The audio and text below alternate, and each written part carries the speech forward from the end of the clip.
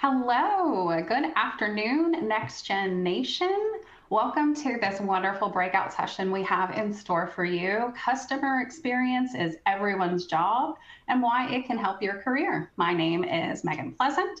I'm the Marketing and Communications Specialist at GovLoop, and thank you so much for being here with us today. So we're going to hop right into what we're covering today. Here's a brief description. Do you consider yourself a CX professional? Why or why not? The truth is, every government employee should think of themselves as a customer experience expert. Today, our expert will share that why this skill set is crucial for public servants who are looking to advance their careers, and I imagine that's every single one of you.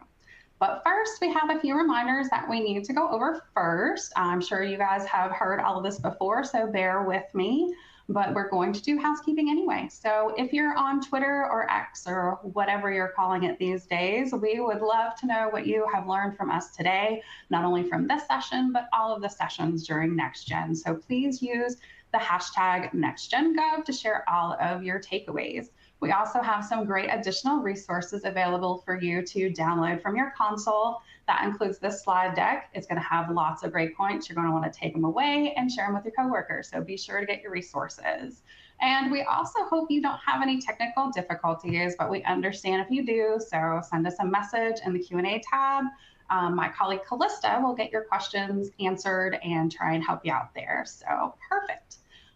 In the same Q&A portal, we would love for you to ask our experts some questions. Drop them in whenever. We'll pass them along. We love for you guys to be interactive with us. We also have an open chat available for you today. Don't be shy. You can chat with each other. You can chat with us. Basically, just talk away. We love it.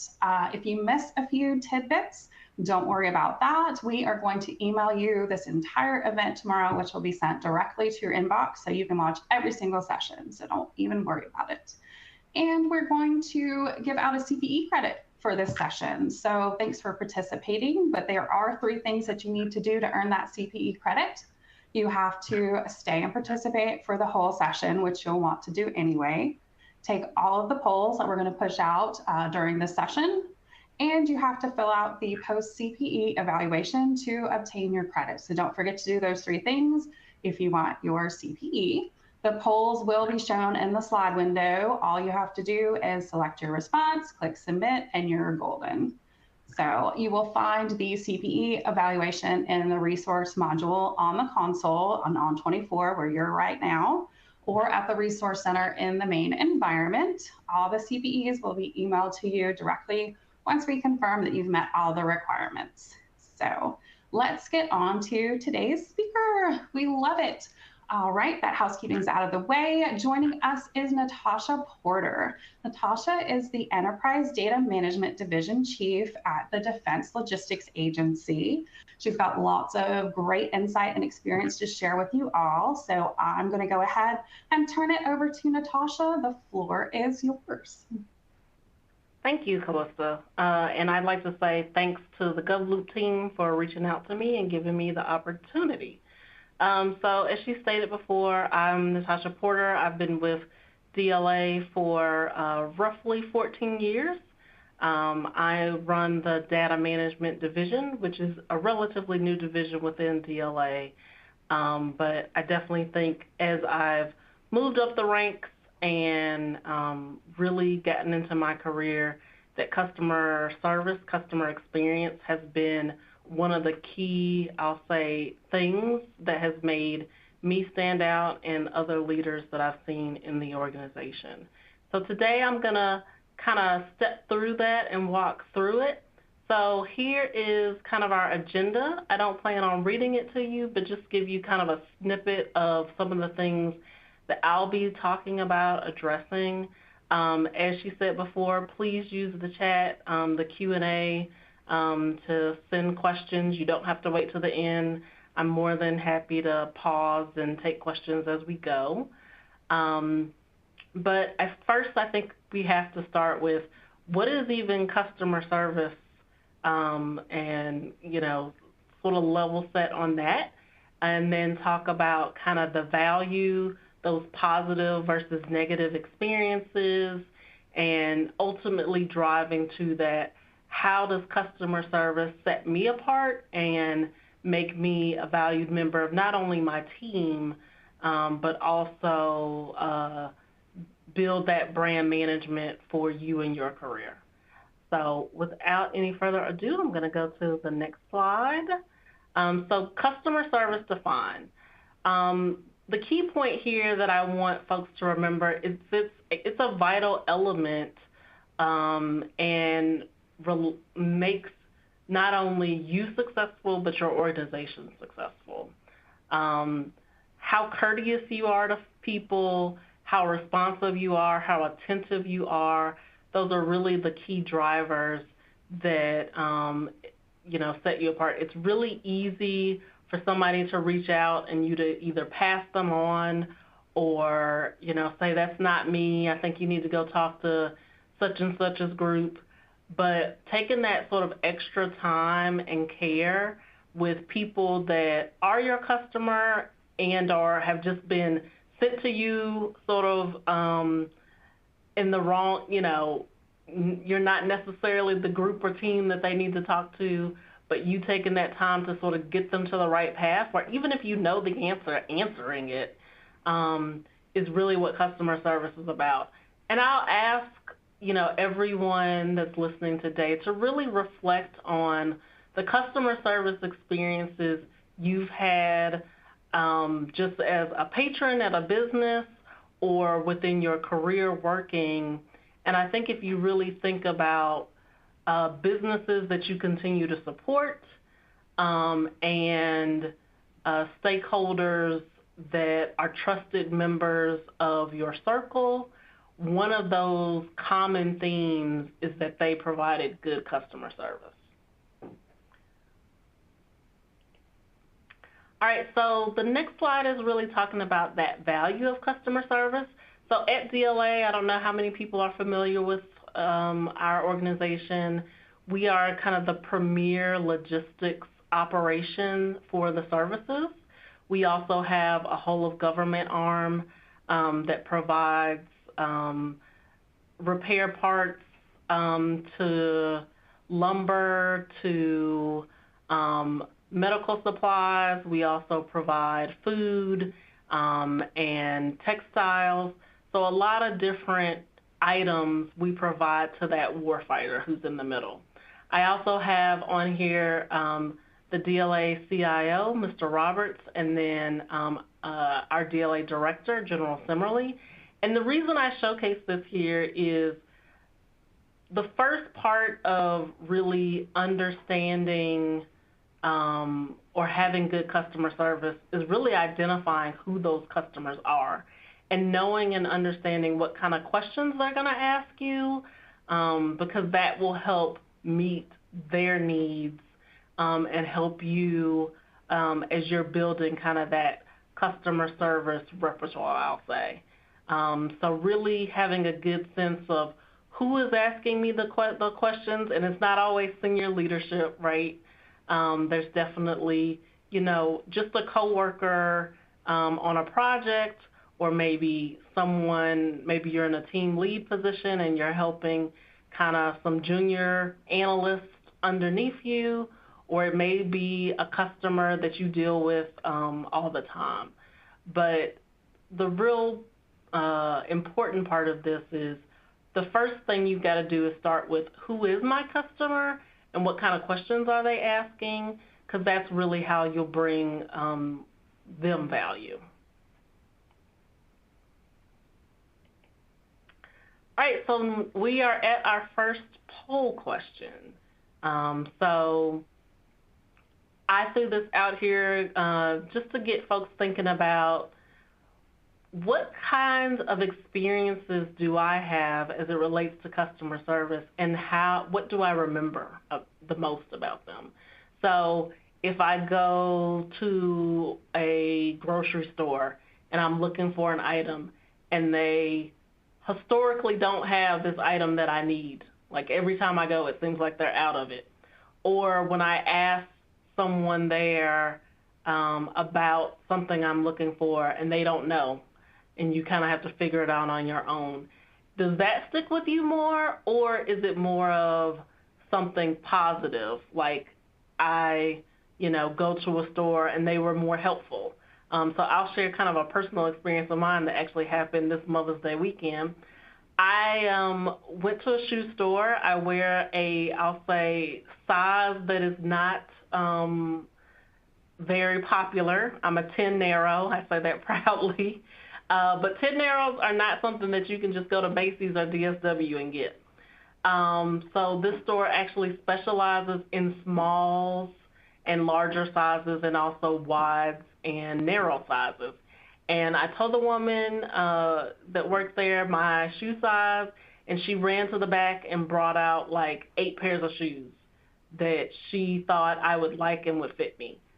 I probably spent more at that store than I would have normally, and I saw that as a really great experience because I'm not used to going into a store and getting that kind of service, especially having an odd size, shoe size. So if you can just take a moment and let me know which one you think you remember more, or maybe they're equally memorable, or they're not really memorable at all to you. But we'll take a second for folks to submit on what experiences stand out to them most. That's a really great point about her going above and beyond because, sometimes when you go in a sales situation, you don't get that. So that's lovely. We've got about half of our folks submitting their answers. So feel free to go ahead and click and put that survey result in. Remember, it does count towards your CPE credits. So we want you guys to get that. We'll give you another few seconds here because we definitely want Natasha to get to all of her presentation. You guys are going to learn a lot.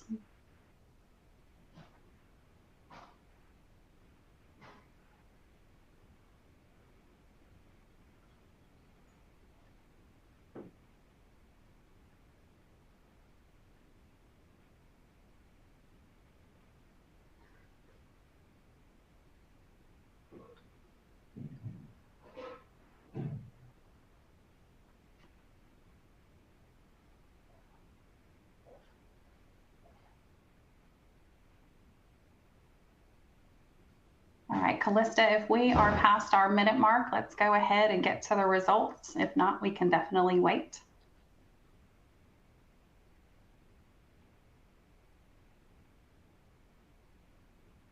All right, that's actually kind of what I thought it was going to be. So negative customer service, as I was kind of doing some research, they talk about how negative customer service really leads, are things that people remember and are willing to talk about.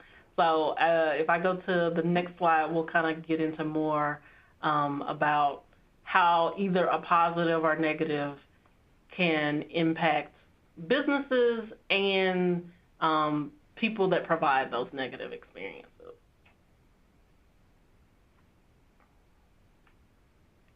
All right, so here I just gave some kind of examples of positive and negative. Again, I'm not going to drain the slide, but the things that I really want you to remember is being proactive. When you see an issue, making sure that you proactively are trying to attack it, or even if you're noticing something that's a pattern that, if 8 people over the short course of a time period ask you the same question, being willing to sort of delve into that and figure out what the customer service issue may be. Being empathetic, I think that's one of those things that can sometimes be lost in work, is having the ability to, even if you haven't experienced it, be empathetic to the person who is and see things from their point of view. Examples of kind of that negative customer service is, slow or no response. How many of us have sent an email to someone and it's taken them weeks to respond, or they don't respond? You have to elevate it to their manager. to get sort of any feedback. And that sort of lack of assistance or rudeness, I think the rudeness is probably the worst. The folks you probably avoid even calling because you're like, oh, I don't want to get into sort of a difficult conversation with them, or when I talk to them, they act like they don't want to really help.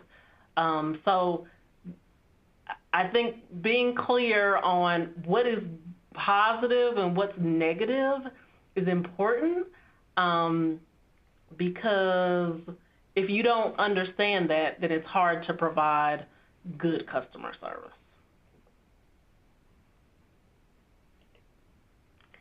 All right, so the next couple of slides are going to go into that kind of customer service process.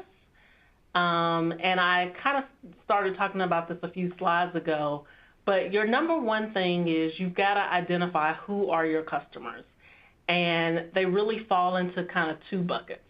You usually have that internal customer and external. I think a lot of companies, organizations, and people focus on that external, especially if you work for like a for-profit organization, or it's a very externally focused organization. For DLA, we talk about the warfighter a lot. That's who we support. But I think sometimes what gets lost is that internal customer. People that rely on you to either get their job done or you're part of their process. And we, often don't take the same kind of love, care, and attention for those internal folks as we do the external. And what I would say is they're equally important. The second part, which I kind of alluded to earlier too, was determine what they need or what they're asking. And this takes time. Sometimes customers don't always even know what they're asking. I work in the realm of data analytics, and we talk about, when you're answering a customer's request, the most time that you should be spending is really finding out what outcome they're trying to get to, what solution they need, what questions they're trying to ask. We live in kind of this busy society where, a question is sent, we try to fire an answer off, right away. But if we don't kind of take that time to really understand not just what the question is, but what's kind of that question behind the question, then it can kind of get lost in translation. So you definitely want to make sure to not have rework, not have a ton of back and forth, that, you just pick up the phone and say, hey, let's talk about what this is. If there's something that's unclear, don't be afraid to say this is unclear. Or, even pull in a neighbor and say, and when I say a neighbor, I'm saying another coworker, and say, hey, I don't really understand this. I know you've worked with them before. What do you think about what they're saying?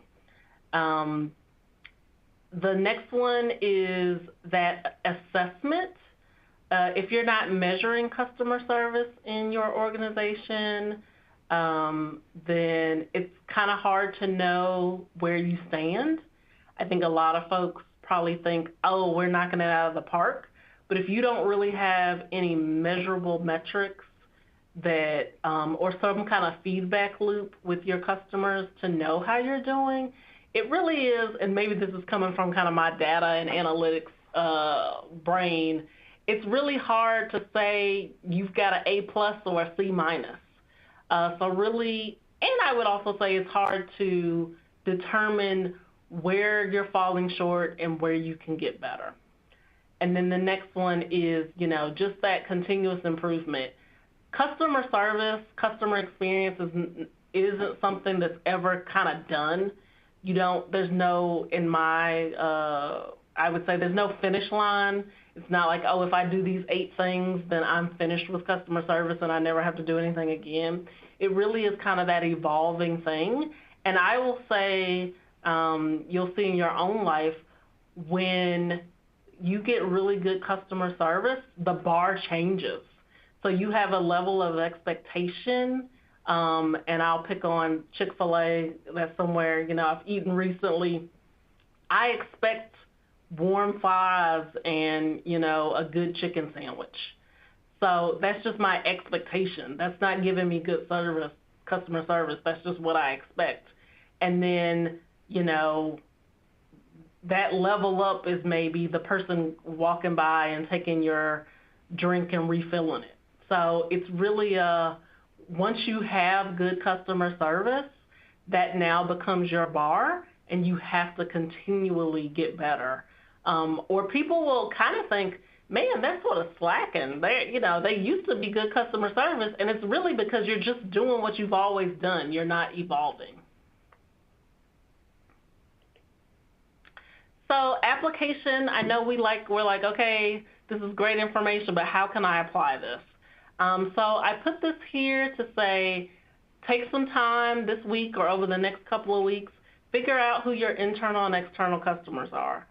What are you providing them? What product or service are you giving them? And what metric do you have to determine, is this meeting the bar? And if you don't have a metric, maybe that's the thing that you need to, I think the first two are kind of easy buttons, right? You can figure out who is my customer, what am I providing them, but how are you measuring how you're doing from a customer service standpoint? All right, so we're at our next poll question. So the question is, how does negative customer service from a business partner impact you? So as you think about folks that you work with right now, when you have a negative experience, do you go into, I avoid them, I trust them less, I tell others, or something else? So if you guys can just take a few minutes, or take a minute, I think it is, and share with us how that impacts, you and how you work with them.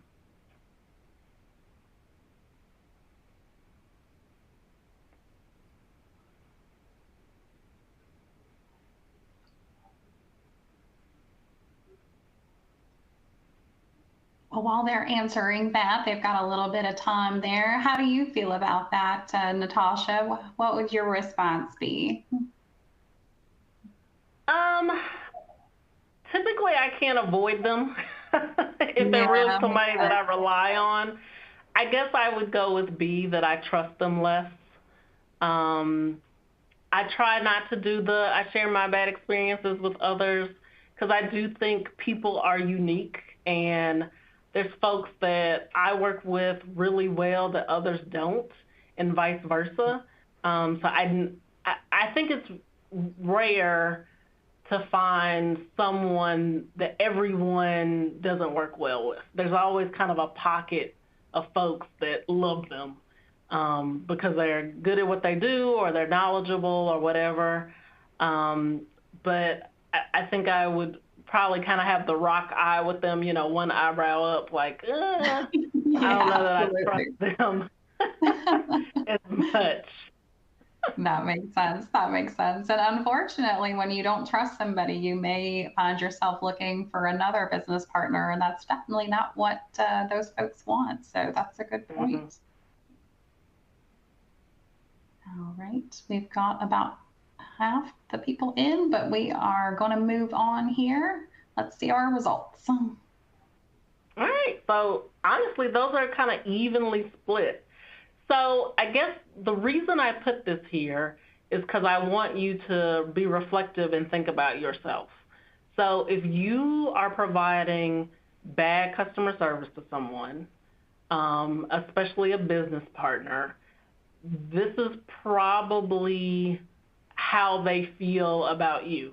Either they're avoiding you and going around you, they don't trust you as much as they used to, or you're losing trust with them, or they're telling others, which really feeds into that, what is my customer brand? What if customers think about me? Do they think I'm helpful?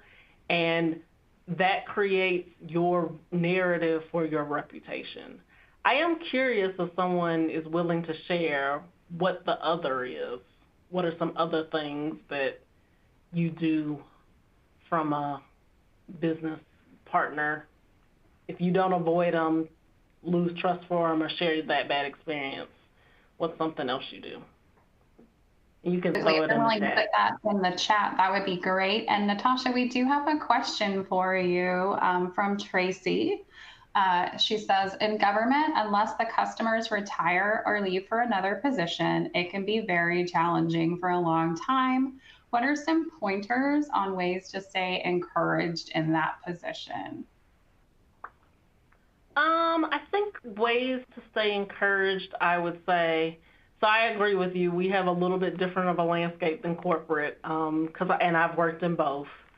Um, is I'm kind of like I use a lot of TV show analogies. I'm kind of like Steve Urkel, where I'm gonna wear people down. So if you can't hear it, I'm from the South. I'm originally from Tennessee. Hospitality is like my thing.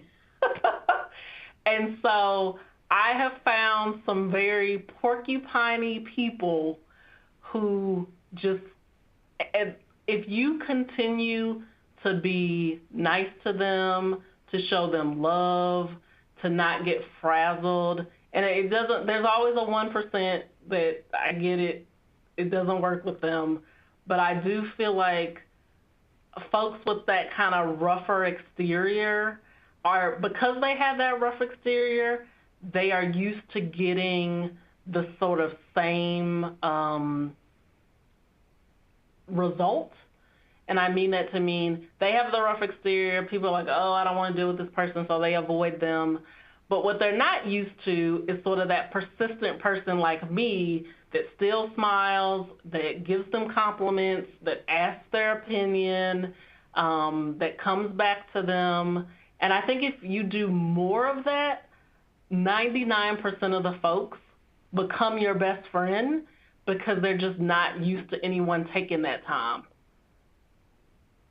As a fellow Tennessee girl, that is very relatable. I love it. And to answer your question about the other, one of our folks said that they just directly interact with them and approach them to find out what the issue is. So that's also a good approach.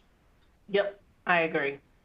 But I think the big thing is making sure that we don't make it personal. I think sometimes you get a bad customer experience and we always think it's personal, and you have to be mindful, going back to that empathy.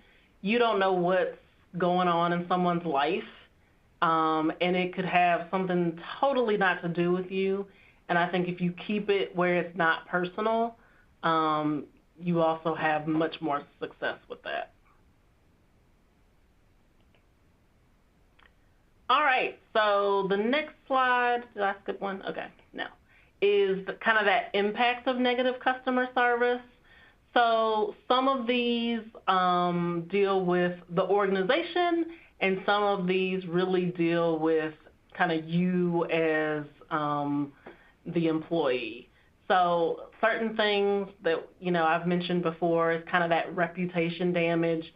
You know, if you do something long enough, that's the person you're known for. So you can either be known as the person that's helpful and gets people to the right places and knowledgeable, or you can be known as the person that folks kind of roll their eyes and they're like, oh, they're difficult to work with, they never have the answers, they're slow to response. And that really does lead into opportunities for you as you move on in your career. Something I think, and again, I'm not going to drain all of these, but a couple I want to hit on.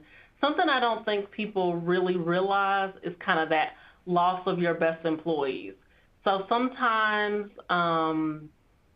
when you have someone on that team that sort of becomes, I'll say, that sort of prickly porcupine that folks don't like to work with, managers, unfortunately, will start taking work away from that person and giving it to other team members. And I always say, to folks, I manage, 2 branches. that's not the direction.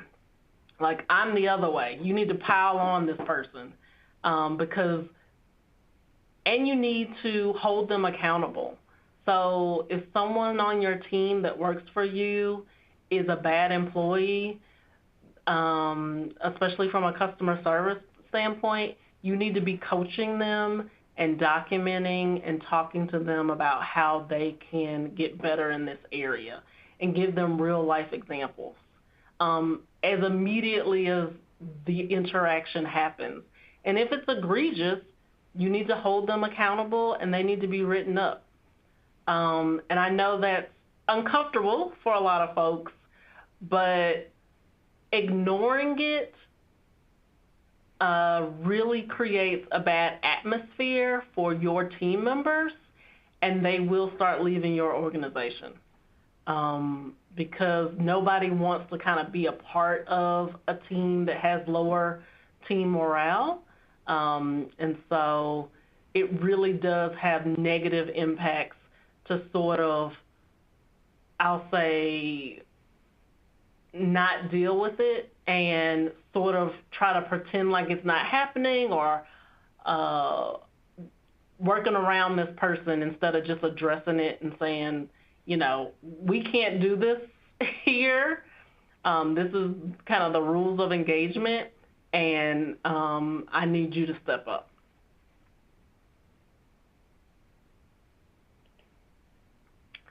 So how do we improve customer service?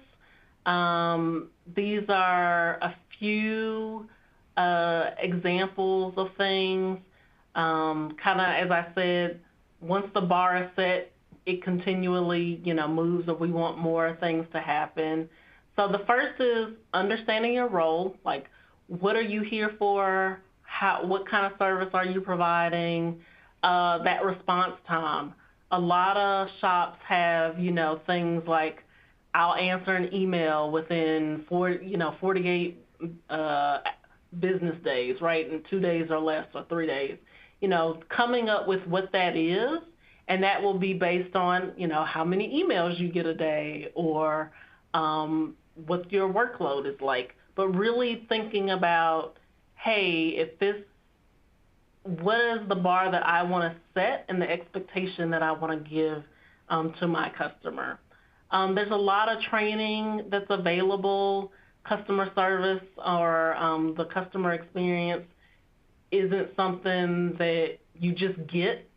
I do think it's a learned, something that you learn, and there's a lot of good training out there. It can be, you sort of sharing your experiences with employees, or it can be, taking something more formal. I think people really sleep on how important communication is to customer service. And then the diverse customer handling I really like, because, and I put it in the context of my children. So I'm a boy mom. I have 3 boys, and they all are different and have different personalities. And the strategies I use to raise them, while there are things that are unique, or I should say things that are the same, there's also things that are unique. And I think customers are the same way. They have different sort of personalities, and there are things that you can do that are cookie cutter to them, but you also need to know them well enough to know where you need to be unique and where you're standing out for them. So customer service is the differentiator. I really do believe this. So right here I have 3 people. I looked, a little bit on the internet to kind of get my 3 folks. I have this theory that I've been sharing, with teams for a little bit in my career, and I say that, I know there's more than 3 kinds of employees, but I sort of bucketize from a customer service in a lot of different areas, the 3 types of employees. So I start with I'll call the slacker.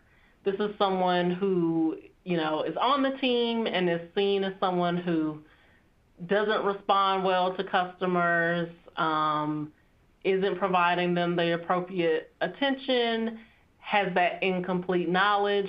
And I think for the most part, employees look at slackers and sort of put them in that category, and they have very low expectations for them. And unfortunately, so do the customers, because they, have had this track record of that slacker, right? And then I'm going to go to the star. And the star is that person who, has those active listening skills. They're very patient. They're trying to come up with creative ways to solve problems. They respond quickly. And it's pretty evident who those stars are. And I always say there's kind of a 20% star, a 20% slacker. And then in the middle is what I call that steady. And the steady person is someone who I describe as they come to work, they're on time, they do their job, they do it well, and that's kind of where that above and beyond isn't necessarily what they're interested in. But they're a good, steady employee, and they're providing the company and organization what they need. But I always say the star is probably the most annoyed with the steady person. And I would actually say the customer is probably the most annoyed with the steady person. Because, yeah, they're giving you exactly what you want or need. It's like, hey, I'm doing my job. I'm doing, what's required of me. But to me, to give that great customer service, it's really going above that what's required. And how this translates into your career or your organization is, to me, what I've seen, in my 20-year career is the stars are the folks who have those opportunities to move up. They have those opportunities to be on projects. They have the opportunities to go brief senior leaders because they're always willing to sort of go above and beyond. You can come and show up and do everything that you're supposed to do that, your rating says that you're supposed to, or that your position description says you're supposed to. But when management is looking at folks who they want to take to the next level, they're really looking for someone who's that star. And so I put it in the context of customer service, but I really want you to think about it from your career. Are you the slacker, steady, or star? And if you are the steady and you are wondering why I haven't been promoted or why I haven't been given that opportunity, it's probably because you should be reflective and think about, do I need to be doing more things that are like the star? So the next thing that I have is kind of that giving you feedback. How do you get feedback on customer service? And I gave a few ideas. You can do anything from a 360 feedback to setting up interviews with your customers. You can send out a customer survey, just a few questions. You can, do something simple like, hey, Tommy, Sarah, I helped you on this project. Can you give me some feedback about how that customer service experience went?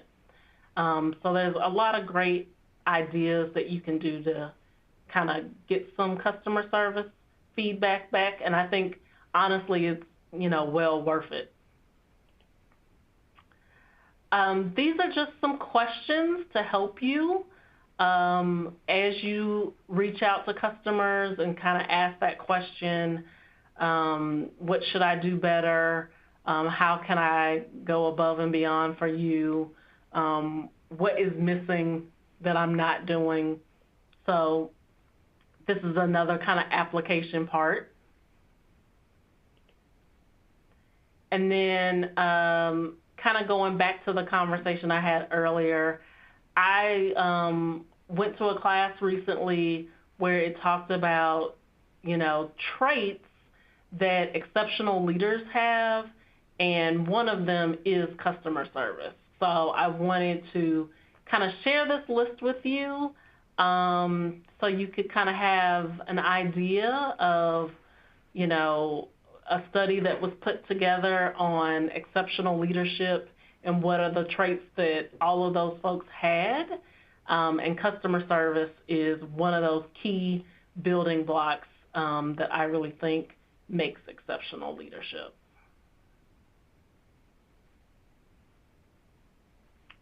All right, so we have our last poll, which is the customer always right? So if you can take a minute to answer that. That's a really interesting question, and it's almost become a little bit of a hot topic, a hot spot in the past couple of years, because I know when I worked retail, they were. What do you think, Natasha? Yeah. So I purposely put in the it depends. So I say it depends because I think that if a customer is being disrespectful,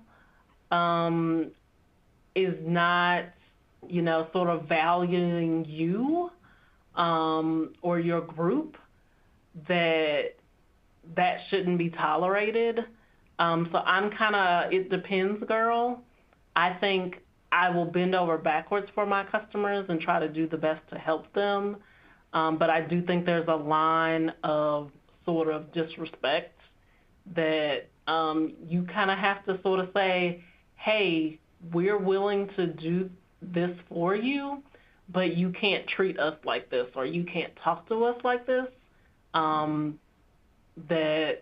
That's not acceptable behavior. So that's why I go to the kind of it depends. That makes sense, and that sounds very healthy, actually. So I hope that most of the folks here in our webinar have the same aspect in their own agency, fingers crossed. And while that's wrapping up, I want to remind our attendees, if you have any questions, please put them in the Q&A. We want to make sure that we address everything that you want to have addressed. So be sure to pop those in. It's 2:27 and we will wrap up at 2:45. So we want to make sure that we have time to answer your burning questions.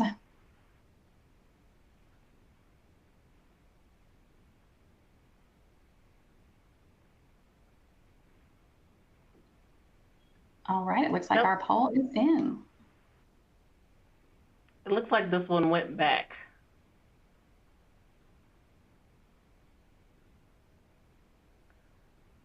Oh, I can see our poll results. I will go ahead and give them then. It says that is the customer always right? We had 16.7% say yes, 54.2% said no, and then 29.2% agreed with you, Natasha, on it depends. Okay.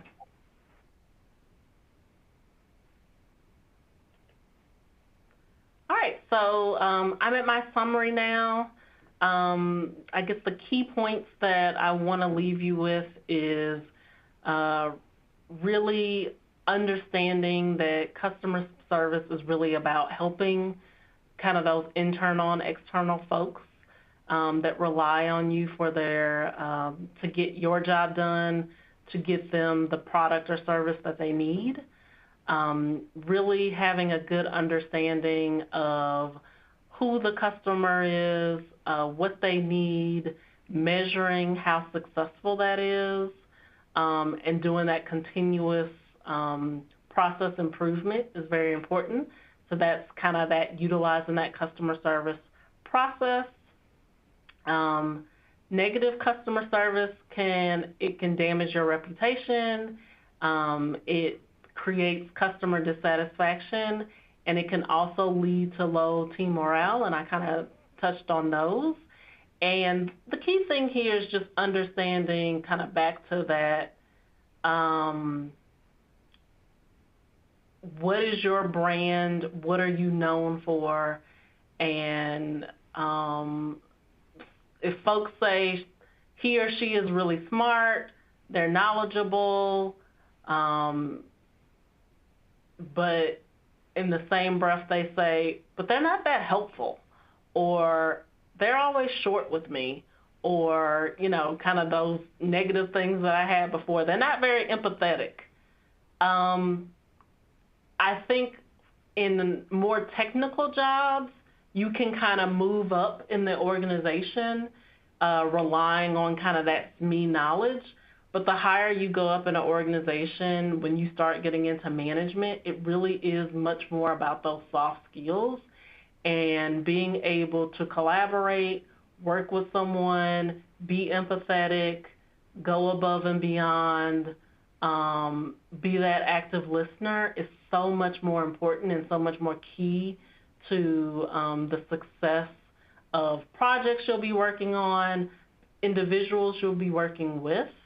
And so to me, that's how I see customer service really playing out. It becomes an essential piece of your toolkit as you move up. And so that's why I end with it is one of the key building blocks of exceptional leadership. Perfect. Thank you so much, Natasha. You gave us so much to think about. I'm not seeing any questions in the Q&A just yet, but guys, don't forget that you can throw those in there. But in the meantime, I'm going to ask some questions. So, Natasha, now that you've gotten us all fired up about CX, what do you do if leadership doesn't seem to understand the importance of it or isn't giving it as much attention as they should? How do you get leadership on board with more CX? I guess I would go to starting with data. If you can provide real life examples, it doesn't have to be a spreadsheet showing, hey, I think it's great if you have that, hey, we work in this area and I'm noticing less of this from our customers, or in my case, if you notice customers are buying around you, it's like, are we not getting good customer service? But I think providing some sort of real life examples helps with that. I think the other part too is making it personal. So I know this probably happened 15 years ago when I kind of first heard about your brand. Someone said that when you're looking for a new business, and they use the example of, I move into a new city, and I need someone to cut my grass. The first thing I do is ask my neighbor, because I want that sort of real life scenario of someone using someone that they trust and that they, would want to give their money to. And the same is true for an organization. And so I think you have to sort of sometimes make things personal to folks and say, hey, we do something similar to another organization. I've noticed we're getting less of these kind of requests, but I talked to, Bob over there, he's getting more of those requests. I think our customers are going around us and not utilizing us, and I think it's because of this. So sometimes it's giving them those facts and or sharing something that makes it personal to them so they understand it. But it goes back to me on, if management is moving up and doesn't understand how much customer service is kind of part of their job, that's a little scary, but it's definitely, something that I think becomes more and more important as you move up in the organization. Absolutely, absolutely. Well, you mentioned earlier about slackers and steadies and stars. When you are working with someone who is considered a slacker, what are some ways that as a leader or even a fellow employee, maybe you can motivate them to start pitching in a little bit more? So I guess I'll start as a manager. I think sometimes it's a little bit harder to do it as an employee. As a manager, I think you just have to have a direct conversation with them about what your expectations are and how they aren't meeting them. I think it should definitely be reflected in their, annual appraisal. And I think that if you need to go an even further route of some sort of performance plan or something like that, you don't need to shy away from it. It's not something that gets better. If someone's like, ooh, let me see what I can get away with, it doesn't usually get better because you can ignore it. I have found with employees, if you have the kind of team around that is making the slacker sort of stand out, that can sometimes put more pressure on them. So if you only have one or two of those individuals, but you have 20 sort of rock stars or sort of even steadies and stars, sometimes that peer pressure can make them either step up or step away. But it's really difficult as a peer to motivate someone who doesn't want to be motivated unless they want to get promoted or feel like they should be promoted. And then it might kind of open the doorway to have that conversation. And I would say the same for the management team. It's like asking that employee, what do they want here? Is this just somewhere that they're coming to kind of get a check to support their family? Do they have aspirations? Because I find that people aren't as self-aware as they believe they are. That absolutely makes sense. I love the concept of the positive peer pressure, and hopefully slackers absorb that because we love to see people improve. We do have a Q&A question from Eric. He says, how do you measure your customer service performance? What are some tools or key metrics that you can use? Some that come to mind is kind of how quickly you either respond to a customer request. I have a process in my team called data sharing, which is basically where a customer asks for a certain amount of data to be shared. It's very big in the DoD. And so we capture from the request coming in and to them getting kind of that final data product. So I think it's really figuring out what product or service you have. I was in something that was more project long-term based before, and one of the things that we did was we sent customer feedback forms to customers on that project that asked very pointed questions about what we provided and the service we provided, and sort of asked, how did we do to get that feedback? So there's different ways, but the big thing is determine what service you provide to that customer, and then figure out, is there something that you can track from a timing standpoint to say you are meeting or not meeting, and publish that to them, tell them, hey, we're going to do this in 30 days or less, and start tracking it. Or you have to do it kind of from the other way of, if you're more a project-based sort of thing, and say, hey, when you worked with me over these 90 days or 6 months, whatever that is, how would you rate that experience, and how could we improve? That makes sense. Perfect. I think we have time for one more question before we have to wrap up. I was wondering, what's a barrier that you have personally run into for CX, and how did you overcome that?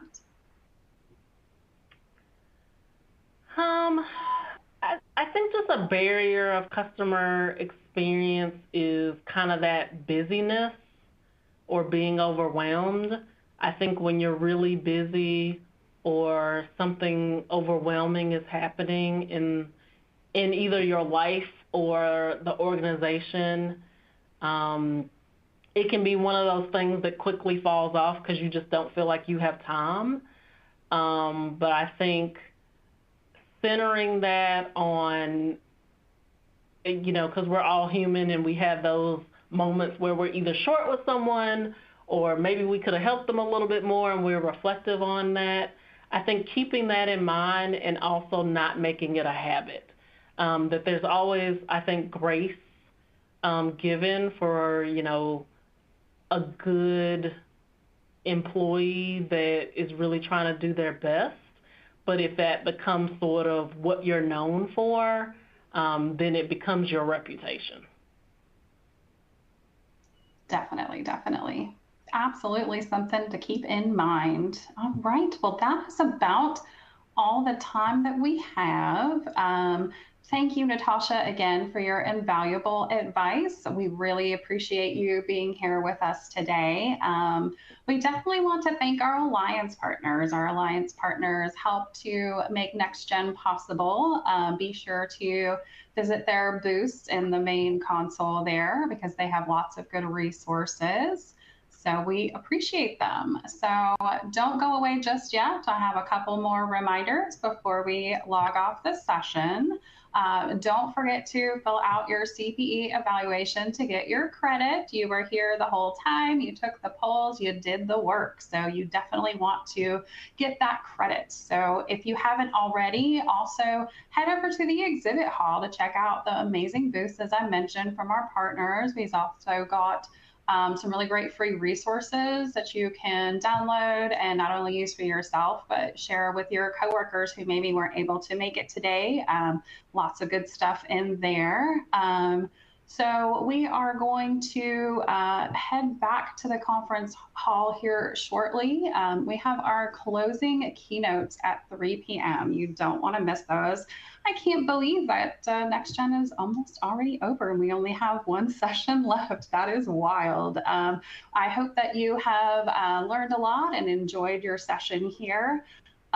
Be sure to hit up again Twitter or X and use the hashtag NextGenGov to make sure that we see everything that you loved and learned. We want to use that feedback for next year. Well, I say next year, next fall. We've got our next NextGen session coming up in October. So we are going to put out information about registration. So we will keep the learning going.